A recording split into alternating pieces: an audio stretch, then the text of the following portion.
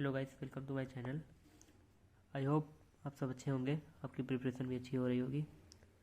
So guys, जैसा कि NEET को हुए अभी 2 महीने हो गए हैं और कुछ लोग तो नेक्स्ट ईयर की तैयारी करने लगे होंगे।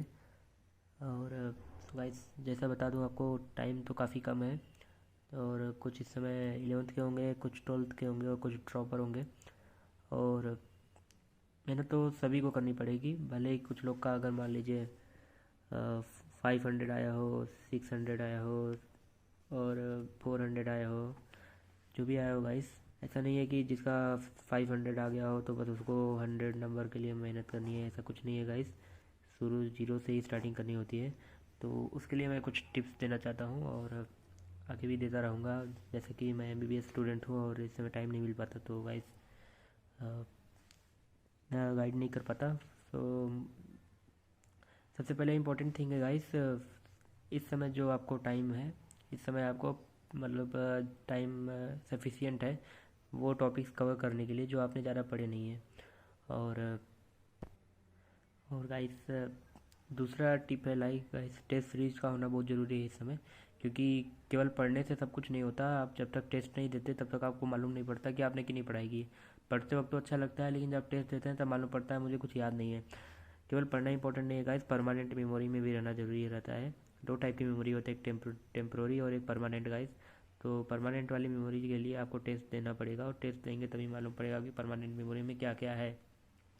तो टेस्ट सीरीज गाइस रेगुलर देते रहिए, उसकी एनालिसिस भी अच्छी से करनी चाहिए। मैं आगे वाले वीडियोस में और भी बताऊंगा इन सब चीज़ों के बारे में। और गाइस, तीसरा है शॉर्ट नोट्स। शॉर्ट नोट्स की बहुत इंपॉर्टेंस रहती है और ये शॉर्ट नोट्स कहीं आप कोशिश करिएगा आप खुद से बनाने का, ये नहीं कि किसी से मांग के। क्योंकि गाइस, खुद से अगर बनाएंगे तो आपको हमेशा कॉन्फिडेंस रहेगा, प्लस आप वही चीज़ लिखिए जो आपको भूलते हैं उसमें। अब ये नहीं कि V=IR जो ओम्स लॉ है उसको लिख दीजिए, इसका कुछ खा, ये सब तो परमानेंट मेमोरी में रहता है ना। जो जो का इसका टफ लगता है उसको लिखिए। चौथा है गाइस, डेली रिवीजन। आप जो जो भी वीडियो लेक्चर देखते हैं गाइस, आप ये मत सोचिए लेक्चर देख लिया हो गया, आप जब तक उसको आके सही से समझेंगे नहीं, क्वेश्चन को जितना लगाए हैं क्लास के समय उसको दोबारा लगाइए, उसको समझिए कैसे हुआ, कहाँ से हुआ। और जो जो फार्मूला डिराइव हो रहा है डेरिवेशन को सीखिए, तब जाके वहाँ नीट में कुछ नए क्वेश्चन जो होते हैं वो सॉल्व हो पाएंगे, नहीं तो उसी में आप नहीं समझ पाएंगे फिजिक्स को खासकर।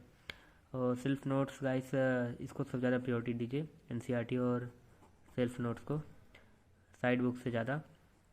सेल्फ नोट्स गाइस, इससे आप कभी मतलब रिवीजन करने के लिए भी इजी होता है और जल्दी जल्दी मेमोरी में घुस जाता है। और guys, motivation guys, self motivation जो रहता है वो लॉन्ग काफ़ी देर तक चलता है, और लेकिन जो किसी और से मोटिवेशन मिलता है वो गाइस वो ज़्यादा देर तक नहीं चलता, वो 1-2 दिन के बाद फिर ठंडा हो जाता है। गाइस, फिर कोशिश करिए कि आप खुद से ही आंसर, खुद से ही जवाब हर चीज़ों का निकालिए। इसलिए गाइस, सेल्फ मोटिवेशन पे ज़्यादा फोकस करिए और आंसर खुद से ही कोशिश करिए कि आपका मन जो करता है वो ज़्यादा सुनिए, सबका करिए, खुद का। और गाइस, लास्ट है थिंक लेस स्टडी मोर। आप सोचिए कम और ज़्यादा पढ़िए, क्योंकि टाइम बहुत कम है। और जानते हैं ये सब तो प्रॉब्लम से होता है, ये सब का ज़्यादा सोचने में टाइम ज़्यादा चला जाता है और करते कम है। तो इसलिए गाइस, एफिशिएंसी उतनी अच्छी नहीं होती है और जो टॉपर्स रहते हैं वो पढ़ते ज़्यादा है, सोचते कम है। इसलिए गाइस, टेंशन मत लीजिए, आप जो करेंगे वही आपको मिलेगा। सबको अपना अपना पता रहता है कि वो उसकी कमी क्या है, उसने कहाँ कहाँ झोल किया था, कहाँ कहाँ उसने गड़बड़ी की थी जिसकी वजह से आज वो टॉपर नहीं है। सबको अपनी पता रहती है गाइस। तो इसलिए गाइस, पढ़िए ज़्यादा। और जो अगर आपको कुछ हेल्प चाहिए हो तो आप हम मुझसे पूछ सकते हो। और thank you so much. All the best for you all.